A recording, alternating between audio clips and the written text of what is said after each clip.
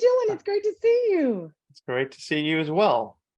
It's always nice. Yes. It always, no matter how many times I do this, it always amazes me that like 24 hours ago, I was watching you in character on my TV. And then I'm like, I feel a little crazy, like I'm talking to my TV now, but no, it's not. It's an actual person on the other side of the world. Or You're so right. I get the same way all the time. Anytime I meet someone, I'm like, I'll do with that. Yeah. Yeah. But it's wonderful watching you on the series. I mean, since day one, Ghost has just been. I just loved it. It's so funny and it's got so much going for it beyond what your ordinary sitcom does. It has to offer, and I just love speaking with the people involved who make it, and and love watching it. So thank you for taking the time to do so today. Oh my gosh, I'm so excited to chat with you. This has just been an amazing season. I mean, what a series finale. Yes. I can't wait for season 3. I cannot wait. Yeah, well, that's the tough part. Is like I know we can't get into season 3 that much, but my gosh, I have so many questions about where it's all going to lead. But I'll hold off on those. But instead of starting at the end, let's start at the beginning. I'm curious, what got you into acting? Were you inspired by somebody, or was it a family thing, or where did that all? Well, it's funny because my family, they're Jamaican, so I'm first generation, and the goal was to either be an engineer or a doctor or a lawyer. My mother's an attorney, and I kind of ended up acting by accident. It was our 5th grade play. We did this really bootleg production called Aladdin and the Wonderful Magical Lamp. I played Jafar's sister, Halima. This is how Jafar never had a sister in the movie, but this is how bootleg it was. All my outfits were from Party City, and it was a happy accident in the fact that I got into the performing arts and I loved it. And my mom, all kudos go to her because she truly nurtured that gift. She allowed me to do piano lessons and singing lessons and acting classes and summer camps. And I ended up wanting to major in it at Temple University. And she was like, yeah, have a backup. So I did a backup in political science. And when I was at Temple University, I got this very rare opportunity where we did this show called In Conflict. It was a documentary play, and we ended up performing all around the world. We were plucked out of the university, and we got to go to the Edinburgh Fringe Festival and off Broadway for a year. And that's when I think my family was like, actually, I think she can make some money doing this. Maybe she should continue on. So that is how I got my start. And I'm so grateful to Temple University. Alums like Coleman Domingo came out of that program. Quinta Brunson came out of that program, and so many more. So it's a great school. Some great names there. Yes. You're one of the lists. People are right now talking about you, saying, yeah, and Danielle as well. Honored to be on that list, I'm telling you. That's awesome. And then, you know what? If you decide you want to take a break, you always have that political science background to venture elsewhere. Exactly. Oh my gosh. At least put me in like a lawyer comedy. That's really that's all I can do at this point. I know nothing about any of it. It's a shame. That's how it feels sometimes. You're like, I went to school for that. It's been so long. I know. Careers evolve and paths you take, and next thing you know, you're hanging out with ghosts instead of with lawyers. I know. Exactly. So what about Alberta made you want to take on the role?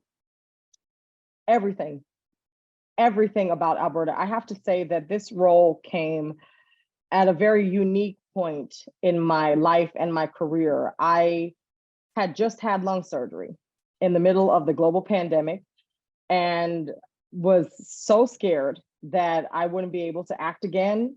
And so after going through rehabilitation, I got this audition in my inbox and I said, okay, we're going back to work. Great, okay. And I remember reading the breakdown that she was a 1920s Prohibition era ghost. And I said, oh my gosh, I've always wanted to play something this quirky in this quirky world.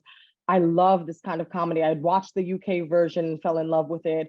And I know for me, as a plus size Black woman, I normally didn't get the opportunities to play roles like this. And so I just went all in. I said, I'm going to give it my best shot. I got my 30th birthday dress, which was all sparkly. I bought this like fur, $20 fur from Amazon. I had this little red hat that I was like, she needs a hat, that I did from a production of Major Barbara in Chicago. And my mom's little shake and go wig that we found in the closet. And so I remember auditioning for Joe Ford and Joe Wiseman, and it was great. I had so much fun. And then they called me back in. This was all via Zoom, by the way. We're in the thick of the pandemic.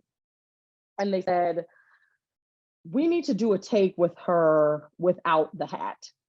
So as an actor, I was like, oh my God, the hat. Oh my God, I'm going to lose this job because of the hat. I was like, oh God. I was like, yes, of course, without the hat. And because I was so nervous in the second time around, I remember doing the second audition and I flubbed the lines because I was so scared that I would lose this part. And they said, you know what? I think we've seen enough. Thank you so much. And I don't know where I got this confidence, but I was like, y'all didn't see it. We need to do this again. I flubbed the lines. Let's try it again. And they were like, you know what? Let's try it again. So what was an audition originally ended up becoming a work session. And I got to work with Trent O'Donnell, who is our main director for the pilot. He's recurred. He's also a producer on the series. I got to work with Joe Ford and Joe Wiseman. I got to improvise. I got to do all the things that I wanted to do, and I just left it on the stage or left it on the Zoom. Yeah. And 2 days after, my manager, Frank Gonzalez, he called me. He said, come outside. It was giving very much Romeo and Juliet. He was at the bottom of the steps. I was at the top. He had a double mask on. I had my mask and shield. And he threw this bag at me that had these champagne chocolates in them. And he said, you booked it. You find, I'm about to be crying. Oh my God. Like, you know, this man has scouted me out of Second City, you know, in Chicago. He was the reason I moved to Los Angeles. I was always terrified. I was a theater girl for 17 years, getting paid in pizza. And I was always terrified of being on screen because of how my body looked and my double chin. And he said, he pushed me to go past that. And so when we couldn't even embrace, because we didn't know what COVID-19 was at that point, and we had to stay 6 feet apart. And so he threw those chocolates, and I was like, I didn't even know champagne made chocolate. And it has been a role of a lifetime. Playing Alberta has been my greatest joy. Viola Davis says in her Emmy speech in 2015 that the only thing that separates women of color from anything else is opportunity. And I have the greatest opportunity with this role. And that is just huge credit to our writers and our showrunners, especially during this time of the WGA strike, for them to have written this three-dimensional character that is not only brassy and a hot mess with a heart of gold, you know what I mean? She is vulnerable, she's talented, she is afraid of loving a scout leader who has an arrow in his neck. She gets in the biggest fight of her life with her bestie, Hetty. You know, I've gotten such a delicious arc this season with the murder mystery as well. So I feel very lucky and blessed to be a part of this series and to be able to breathe life into Alberta's afterlife. Wow, that's just an amazing story and beautiful story to hear, you know, with their health issues, but also your insecurities and the support team that got you to the right spot, and you taking over and saying, nope, I'm getting this role, getting it, and then, you know, just killing it. I mean, most people, that's it. You put the end, that's your biography, and then happily ever after. But this is just the beginning, which is even more amazing. It feels really good to finally have the door open. Cheryl Lee Ralph talks about this a lot, where she's always been holding a mic and it feels like her mic is finally on. And that's really what I feel like. I feel like the door has opened for me and I'm just running through it. And as many of my friends that have been, you know, in this journey with me as an actor and as a creator, I'm bringing them with me too. That's wonderful. I mean, you're inspiring me, and we're only like, you know, 2 questions in. So like, thank you. I appreciate it. It's really, it's wonderful. It's great to see. I love hearing stories of people, you know, just overcoming the odds and making and following their dreams and then seeing it happen, because it's like, it gives hope to everyone else. Yes, absolutely. And that's the thing.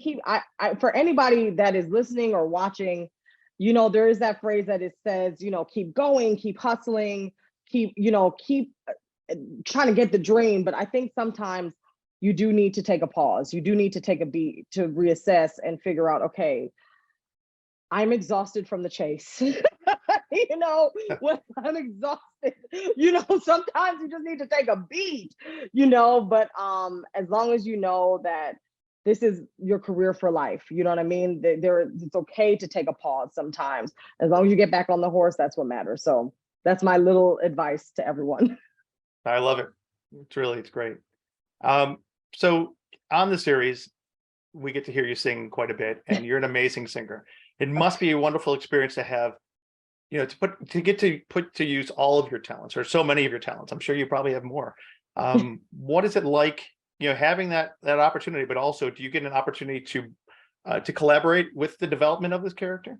Yes, I mean, Joe Port and Joe Wiseman have been so open to hearing all of us. Any thoughts that we have, a lot of us are theater people, like whether we came from Second City or Broadway or off Broadway or things like that.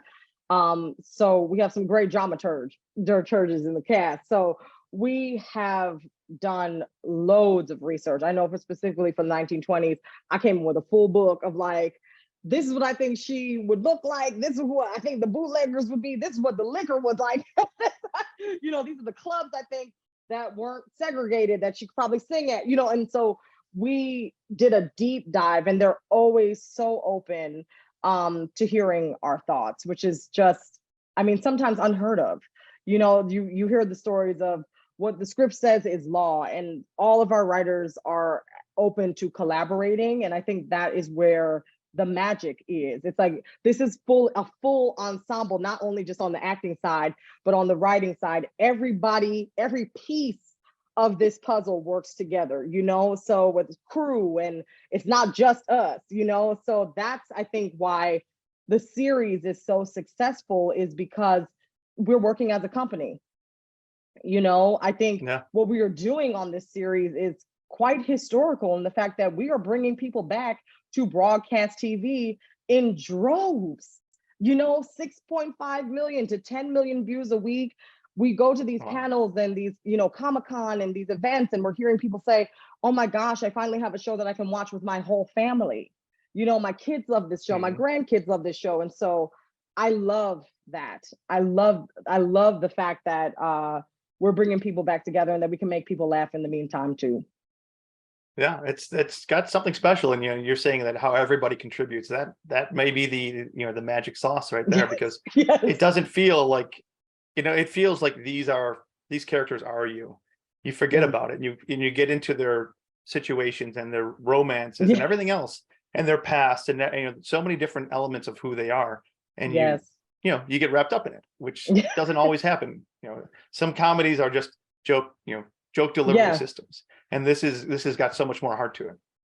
It absolutely does. And I have to just give a huge a shout out to everybody in our cast, our crew, our writers, because the show would not be successful without the entire team, and how joyous everyone is, genuinely, and so kind. And this is not a show that has a ton of egos, or, the horror stories that you hear in Hollywood of like, oh, that person's awful to work with. It's none of that. Literally coming to work every day feels like summer camp. And I think that's what audiences are seeing. They're seeing us play, because it doesn't feel like work. I'm like, oh, hey, don't say it too loud. I know. You don't want a pay cut. I know. We really are having a blast. And even like the moments that, for me, where I may get, timid or scared, like singing, I hadn't sang in a very, very long time. And I used to do musical theater a very, very, very long time ago, over a decade. And I got vocal nodules and swore to myself that I would never sing again. And so when this opportunity came and I saw singing, I was like, ooh, am I really going to be singing? Or can we just hire somebody to sing over the track? And no, keep singing, please. They were like, no, you have a great voice. You're going to do it. Just keep going. And so I'm glad I did. I have a fantastic vocal coach that I work with. And it's just another way for me to pay homage to not only Alberta's character, but to all of the Black artists that came from 1920s Harlem Renaissance. They were the ultimate multi-hyphenates and the ultimate triple threats. They could dance, they can sing, they can act, they can play, instruments. Like, they were amazing. So I'm like, you know what? Let me get some vocal lessons and let's get to it. And it's been teased or talked about a little bit, but can we get the musical episode already? Oh my gosh, fans are it would be begging for it. glorious. Because it's so many other people in the cast that can sing. Brandon Scott Jones is has a phenomenal voice. Sheila Carrasco and Roman, they sound like angels. They frequently, I'm gonna just air them out because I love them so much. But Roman will bring the guitar to set, and him and Sheila will create like these gorgeous harmonies of pop songs and songs they grew up with in their childhood, and they'll like record it, and it sounds beautiful. And then when Rose McIver gets involved, I'm telling you, we got the next Destiny's Child in this cast. Rose has a gorgeous voice. So I'm ready for the musical episode. And then listen, Ukarsh, we need him to rap. Season 3, we'll see. Yeah, well, we're hoping for it. I mean, I would love to see it. I love musical episodes. I really enjoyed just the little moments of singing and the Christmas episodes. Oh my gosh, yes. I love the Christmas episode so much. And it was great to have Poonam Patel back, who is a very dear friend of mine. She is pure magic. And I'm excited for other seasons to come so we can expand our family. I would love to see more of Ukarsh's families. Who are Jay's father and mom, and also for Sam, like, I want to meet Sam's father. I want to meet Flower's brother, who we now know from the season may be alive. So I love this show so much because there's thousands of years of stories between us as the ghosts, but also with our livings as well too. I can't wait to expand the world. It's so clever how they set this all up. They have so many different eras they can work with. First, you have a Viking. Yes. Millions or thousands or whatever years of history there. You have all these different eras. So you have different doors you can open up and different conversations you can have and different, and you can always have revelations because, there's just, and their reactions to those revelations are also different perspectives. It's not a fish out of water. It's like a fishbowl out of water. All these different perspectives from different eras. And it's hearing those combine is again, it's magical. It's great. It really is. It really is. And I love all of the ghosts and their different connections with each other too. I know for this season specifically, like, I'm really excited in exploring what happens between Alberta and Pete, because there was the face palm heard around the world. I don't think our girl was quite ready to fall in love yet.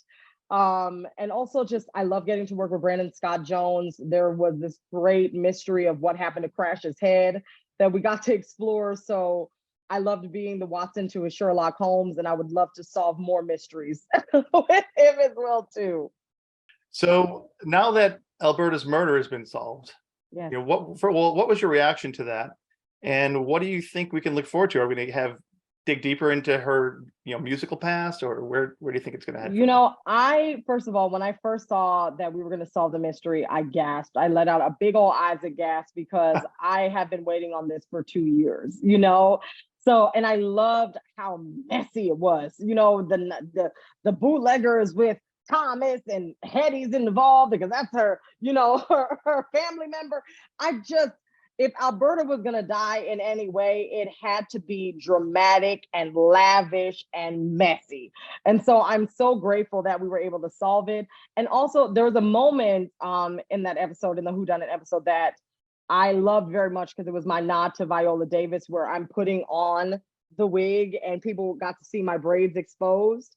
And so Viola Davis did that in How to Get Away with Murder. And it was one of the most iconic moments on broadcast TV for me, to see a Black woman that vulnerable in that way. We've never seen it. And so I was grateful that the Joes allowed me to do that, because it wasn't written in the script.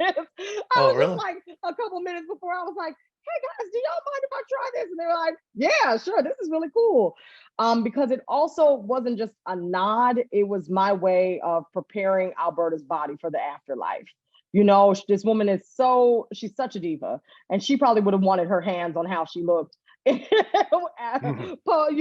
life. So I'm really glad that moment got to make it in the script, in the episode as well too. And is there a favorite quality of Alberta that like stands out to you? Her confidence.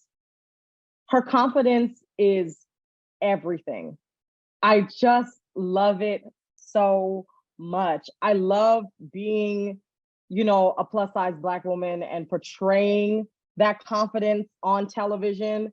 And I have to say that there are so many women who have paved the way for me as an artist. And we hear this term paving the way, but like paving is a lot of work. You got to reconfigure soil. You got to lay the concrete down. They've dug, they've clawed, they've been rejected. They got the scrapes and the bruises and stuff. So I'm grateful for women like Retta and Yvette Nicole Brown and Kimberly Hebert and Davine Jo Randolph and Shirley Ralph and Jackée Harry and Viola Davis and Kerry Washington and like Gabrielle Union. This is the reason that characters like this exist on television, and it wouldn't be anything without them, truly. Wow, you're doing your part to continue the paving. It's great, and opening doors and keeping those doors open for future generations, which is amazing. Trying. It's amazing. This is a sitcom. It's a comedy, but like you said, there's so much heart to it. But there's also, it touches upon so many different parts of today's world that it sneaks up on you, and you're like, wait a second, this isn't an episode about fill in the blank. It's about this, and it's great to see, and a great way to maybe plant those seeds in the heads of the minds of some people who aren't as open to them as they should be. Yes, exactly. As my grandma says, she's like, it's a hilarious story with deep meaning, and that's the part she loves. She loves those touching moments, and like, I think that's why a lot of audiences are connecting with it, because they can laugh and they can also think at the same time. What has the fan reactions been to you, specifically about your character, but also your performance? And yes, it's been amazing. I've been, I'm definitely a person that always prepares for the worst, because I'm like, I'm sometimes a pessimist. Like I don't see the glass as half full. I'm like, why is there a glass here? It's going to shatter. Like, so but it has been overwhelmingly touching to see how different people are inspired by this character. How there are a lot of curvy and plus size women who have come up to me saying like, thank you so much for this representation. It feels good to see a confident woman on screen where it has nothing to do with her weight or nothing to do with her wanting to, diet or, all those things. She's just living in her full truth. She is her biggest fan. I love the fan reaction about who they thought killed Alberta. That was hilarious to me, because people were like, it's the sister. No, I bet it was Isaac. Oh, I bet it wasn't.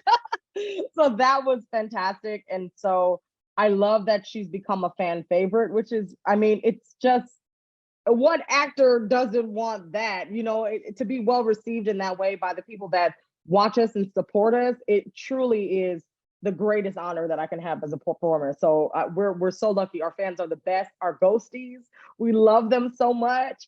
And so I'm excited that they love the show and that they're keeping their eyes peeled for season 3. That's great. If you're going to play another character besides Alberta, it doesn't matter if it makes sense, the casting wise, but just by the lines that are given by the writers, or who they are, like which one would you want? Excuse me, which one would you want to embody? I probably would want to be one of the cholera ghosts. Like, I feel like if I could be a cholera ghost and like Nancy's best friend, like I would absolutely, I would love that. I think that would be so fun. They are incredible, those cholera ghosts. We have a ball. I think that would probably be one of the ones I would want to play. If you had to be in one location forever, like the ghosts on the show, do you have a location you would pick, following the same rules as ghosts, though? Okay. I would be at my grandmother's house in Jamaica. It is the most peaceful residence. There is a large mango tree in front of the house. I spent so much of my childhood there visiting and seeing family, and so I would want to be closest to where my grandma is, for sure. Yeah, that's a beautiful answer. Yeah, I'm telling you, you should get the pen and paper out, or whatever you would use, and start writing a book, because so much inspiration, again, through a sitcom about, this oddball group of ghosts. It's I know. it amazes me. We are an oddball group. You're very, very kind. And I just want to just say that I know that we are in the midst of Emmy season and for your consideration. And I feel like I would be remiss if I did not say that I feel like our show really should be considered this year. We are working so hard on this series. Our entire cast, our crew, our writers, our showrunners, they are all so gifted. And as I said before, what is happening with our series specifically, we are bringing folks back to broadcast TV. And I think that's so special during a time we've been able to make people laugh and cry and think and change their views, on certain subjects. So it would be an incredible honor to come into season 3 as a cast being nominated. I mean, for anything, we are here. I 100% agree. I was hoping last year would have happened, because I was just amazed as you work through the season. And I spoke with Brandon last year, and I told him, I'm like, my gosh, and the same thing happened this year, but how much it touches you and how much you realize you connect with these characters, but also it's like this very emotional and a hilarious show at the same time. It's like that's something special, and it should be recognized. So yes, well, listen, and hopefully I'm manifesting it. I know my cast is tired of hearing it, because I'm like, we're gonna get it one day. We're gonna get it. So whether it's this year or in years to come, knock on wood, this show lasts forever. I'm hoping that it comes at some point, because we really do deserve it. Our crew, I mean, we have the best crew in the business, and our writers and our showrunners are unmatched. So it would be a huge honor for all of us. Hey, well, in millions of people's hearts that you already have that honor. So yes. Not saying stop there. I'm just saying, let's give her something to put on the trophy case, please. Yes, my bookshelf is free. Yeah, it's free. Perfect. Look, I see a nice spot right there. Excellent. So we wrap up with just a couple more. The cliffhanger, someone gets sucked off. I know you can't share anything about who it was, but what was your reaction when you got that script and you saw it? Are the fans are nervous? Are you nervous? A big moment. It was scary, but I'm also excited, because the great thing about this show is that it really does keep us on our toes. So I can't wait to see who it is. We have no idea. Like, the showrunners will not tell us. We've been like blowing up the group chat. We're like, who is it? Can you tell us who it is? So we will find out in season 3 like everybody else. But I mean, what a way to end season 2. My goodness. Oh no, it's like it didn't seem fair. It happened. I'm like, wait a second, there's more. I'm like, nope, there's 30 seconds left. I'm like, damn it. I know, Sneaky. I know. You tricked me again. We ended with a bang. We really did. Yeah, fantastic. And just before that, though, you had the murder, and you thought, okay, nothing can surprise you after this. You wrapped up the murder mystery, and then, oh wait, no, they, like I said, they did it again. Yes. So let me wrap with an easy one. 3 words to describe Alberta. Truth teller, sexy, diva. Love it. Absolutely love it. It has been a true pleasure to speak with you. It's been a pleasure to watch the series, and I'm looking forward to watching more. Yes, thank you so much for having me. I had a blast. This was so fun. Hopefully we can speak again next year, and I'll see some like gold trinkets behind you on the shelf. Yes, well, thank you again. This was amazing. Thank you so much. Thank you. Loved it. Have a great day. Have a great evening. Bye.